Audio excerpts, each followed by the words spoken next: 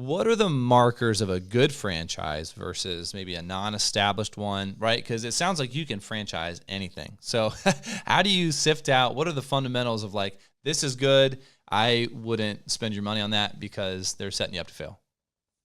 Yeah, great question. Basics like the financial model, their historical returns, their competitive advantages within their industry. There's got to be something unique about them, and even if that's on the supply chain side, maybe they get leverage buying power, maybe they have national accounts, something along those lines. But one of the most important things to me is that franchisor leadership team.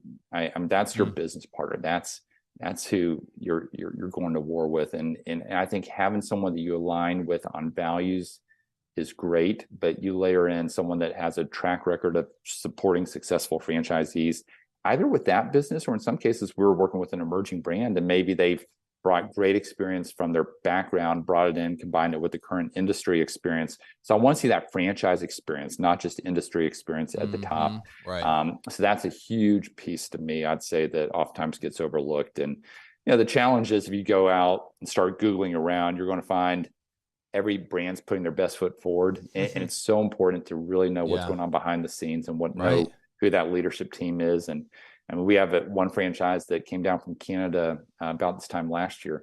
Well, if you go to their website, they probably show like 10 US locations.